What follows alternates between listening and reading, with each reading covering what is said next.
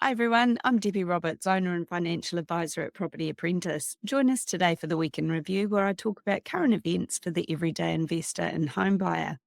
Our topics for this week: first up, from NZHerald on the 18th of February, property investors eye short-term rentals for higher yields.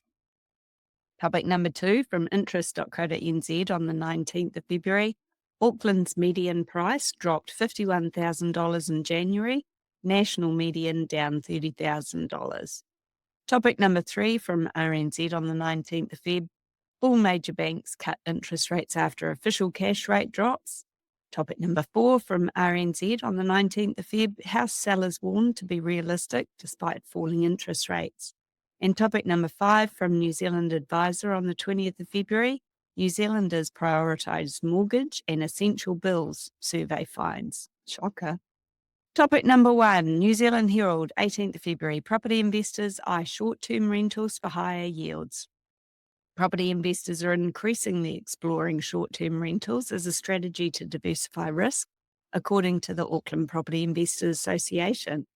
Data from analytics firm AirDNA indicates a resurgence in domestic travel, with 73,513 properties listed on the platform in 2024, just below the 77,457 recorded in 2019. During the pandemic, listings had dropped as low as $56,000. The average daily rental rate rose to $290.47 in December 2024, a notable increase from $195,000.74 in 2019. Occupancy rates vary by region. Auckland had a 55.7% occupancy rate in December. Christchurch reported 65.7% occupancy, while Wellington had 59.3% across 3,495 properties. Despite lower occupancy, Auckland commanded the highest daily rental rate, averaging just over $290 per day. Serena Gibbon, General Manager of the Auckland Property Investors Association, observed a growing trend among investors considering Airbnb rentals. She noted that experienced landlords with larger portfolios were drawn to the high cash flow potential and reduced tenant obligations associated with short-term rentals. Additionally, the sector appeared to be dominated by professional property managers, meaning property owners might not face significantly increased workload, though higher vacancy rates could be a factor. Other high-yield regions included Westland, 10.47%, Ruapehu and Rotorua. Meanwhile, Western Bay of Plenty and Upper Hutt had some of the lowest Airbnb yields, under 3.5%. Auckland also ranked relatively low at just under 4.3%, potentially due to the prevalence of lower-cost inner-city apartments in the Airbnb market. Bram Gallagher, Director of Economics at AirDNA, noted that demand had rebounded since the COVID-19 downturn, but anticipated a seasonal dip in March before a recovery in April during school holidays. He also highlighted a shift in consumer preferences, with travellers increasingly booking larger houses for family gatherings, while shared accommodation had declined in popularity post-pandemic. Topic number 2, from interest.co.nz on the 19th of February, Auckland's median price dropped $51,000 in January, national median down $30,000. The New Zealand housing market experienced mixed results in January, with a notable rise in sales but a decline in prices, according to the latest figures from the Real Estate Institute of New Zealand, REINZ. A total of 3,774 residential properties were sold during the month, marking a 17.5% increase from January 2023. However, the national median selling price dropped to $750,000, down 3.8% or $30,000 from December, and 1.7% year on year. Auckland saw the sharpest decline, with its median price falling to $949,000, which is a drop of 5.7% or $51,000 from December, and 3.8% compared to the same month last year. The REINZ House Price Index also reflected this downward trend, decreasing 1.4% year on year and 0.2% from December. The price drop was likely influenced by an increase in available properties, with 8,904 new listings recorded. That's the highest January total in a decade and 21.2% higher than this time last year. Homes also took longer to sell, averaging 54 days on the market compared to 51 days a year earlier. RNZ Chief Executive Jen Beard noted that buyers were benefiting from greater selection due to rising listings. She also highlighted that sellers who set realistic price expectations were contributing to a more positive market sentiment among agents. If you'd like to learn more about investing in property, join me at one of our free events called How to Succeed with Property Investing. I'll discuss strategies for successful investing from my perspective as an experienced investor and a financial advisor, and these events are available live online. Check out propertyapprentice.co.nz for upcoming dates and register today. We don't sell properties, so it's all about increasing your knowledge to reduce your risk. If you've already been to one of our free events and you'd like to find out more about how we can help you to reach your financial goals, you can also book a no-obligation phone call or meeting with my husband, Paul Roberts, via the website. That's propertyapprentice.co.nz. Topic number 3 from RNZ on the 19th of February, all major banks cut interest rates after the official cash rate drops.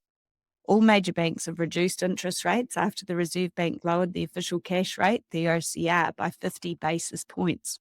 However, some economists warn that the central bank may be cutting rates too aggressively.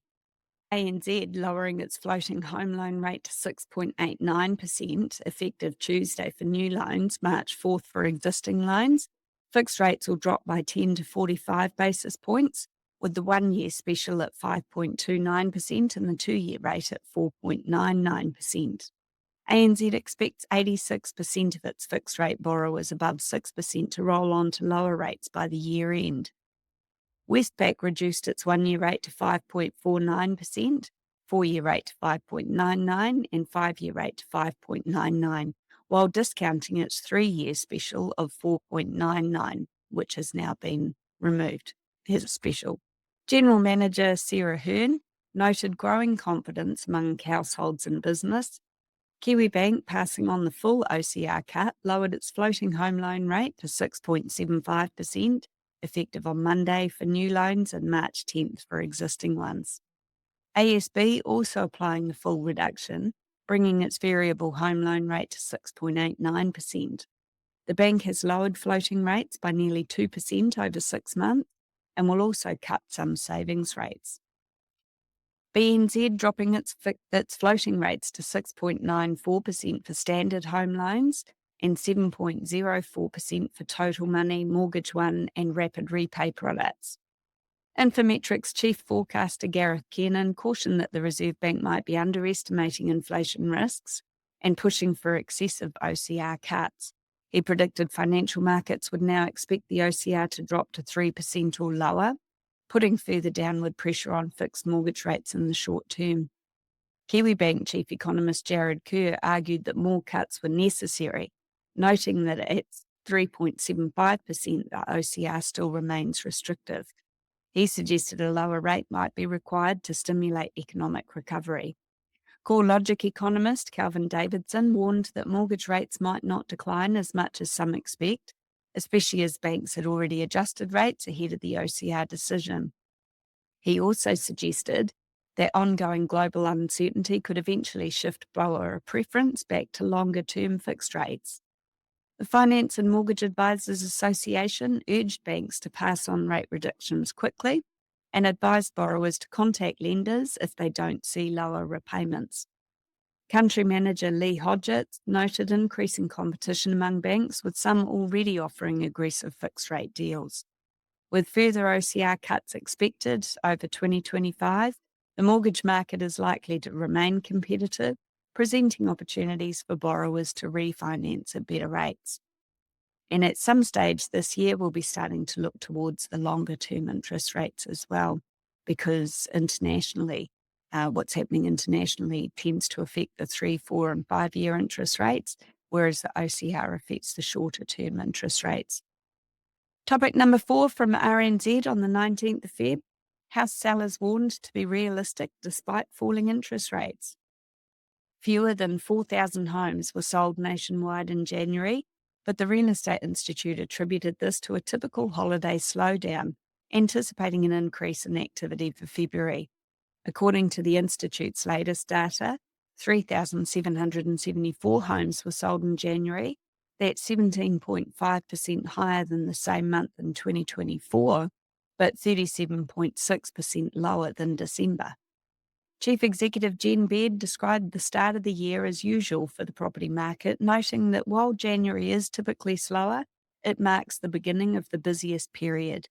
February and March historically see the highest sales volumes.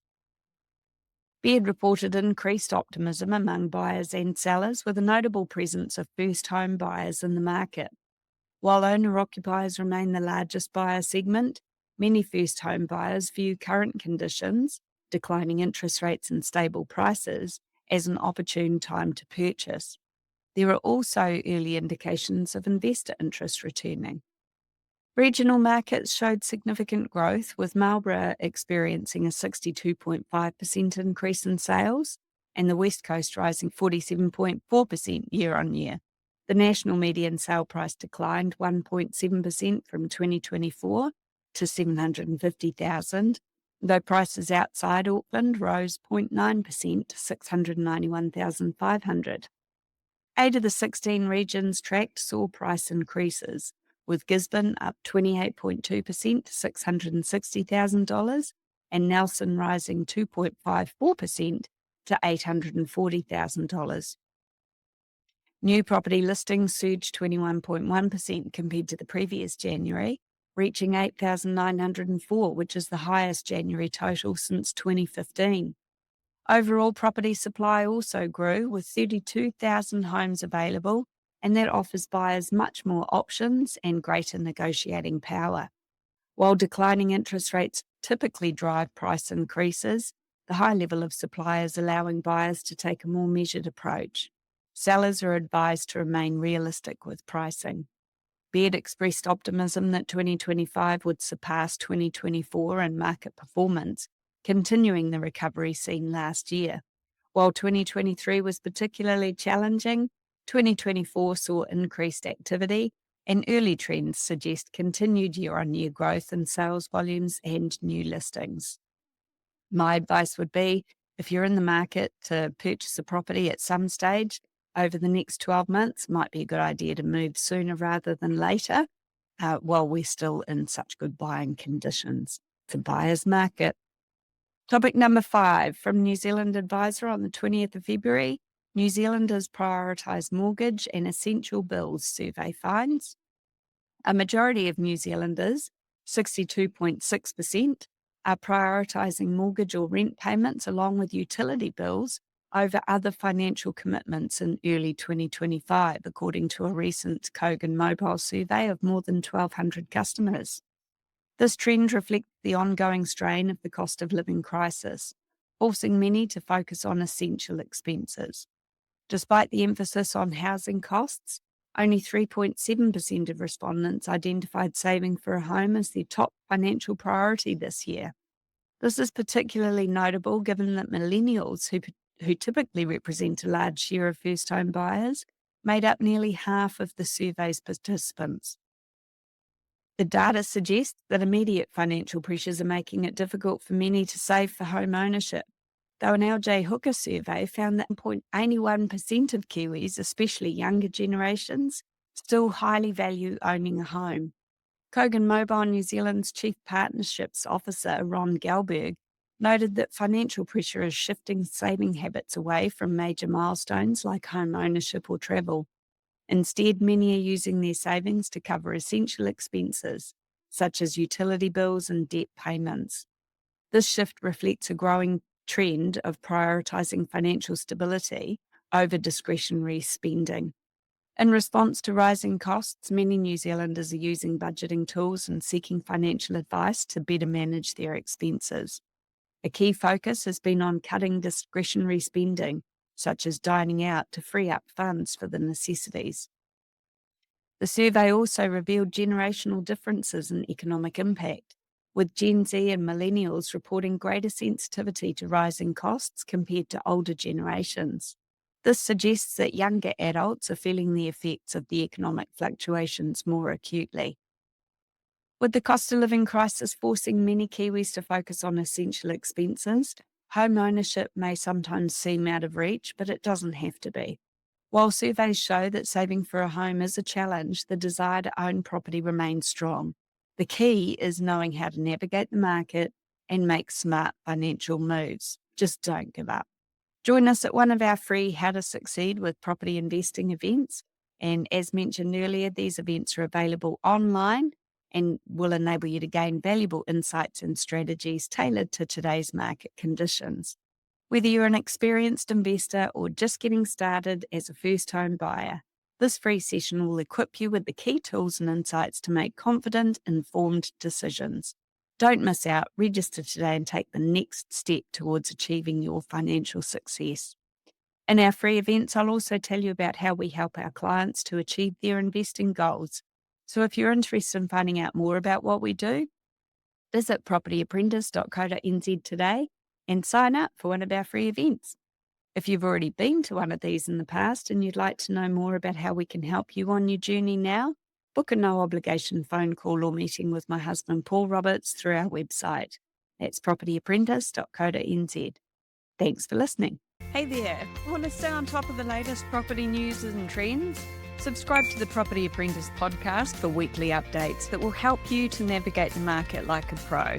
We cover everything from insider tips to expert interviews, so you'll always be in the know. And don't forget to ring the bell and hit that subscribe button here on our YouTube channel for even more helpful content to boost your property journey. Check out the link in the description to subscribe to the podcast, and we'll see you in the next episode. Happy investing.